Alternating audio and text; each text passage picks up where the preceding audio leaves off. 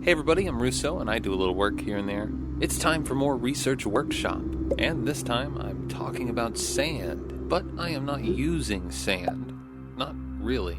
I'm using 150 grit sandpaper as a sort of basing material, and I'm working from there. So I will say first off, this is just a test, but to stay in line with what I've been doing so far, I have 2.5 inch squares. And this particular square has been painted with 2 thinnish coats of a yellow ochre or some equivalent. Step 2 is where I start cutting a few corners. And unfortunately for you, this is the work in progress portion of this project, but I'm sure with a little ingenuity, you could figure something out. This isn't perfect, but I have a stencil, and it's a bunch of wave-shaped things, some upside-down waves too. And yeah, the placement's not perfect, but it will give me an idea as to whether these things will look good enough to produce, in some larger quantity.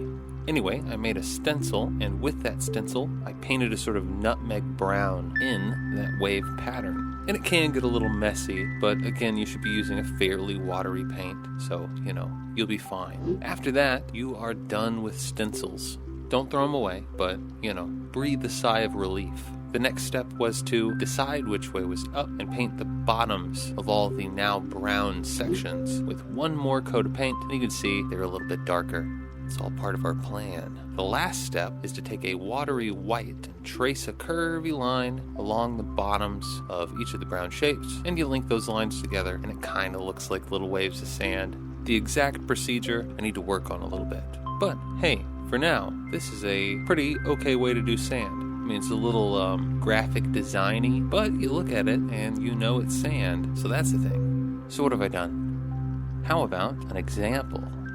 Here I've made 8 tiles, all with the same pattern, and I've just sped all of this up so you can see a number of different configurations. So, anything you would do with normal tiles, you could do with these too. They're squares. It's the same sort of deal. But because of the pattern, you can also offset them by a half tile or a quarter tile.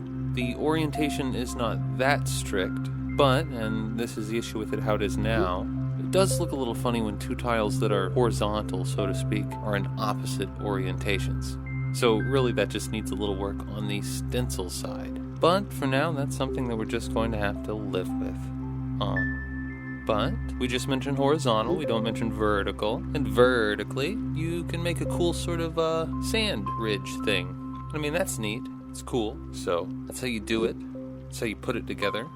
These have cardboard for most of the structure, and I wouldn't necessarily suggest that. But again, we're just making something, just to see what it would look like, really. And hey, I think it looks pretty alright.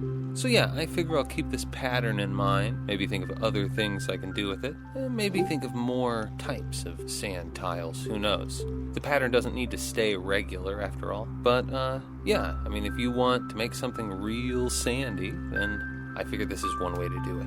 So yeah, making a stencil might take a little while, but I have some ideas on how to improve that as well. So stay tuned. Maybe talk about how much you hate sand in the comments. Gets in everything, right? Anyway, until next time, you've been watching the Research Workshop on Russo Works, and I'm Russo, out.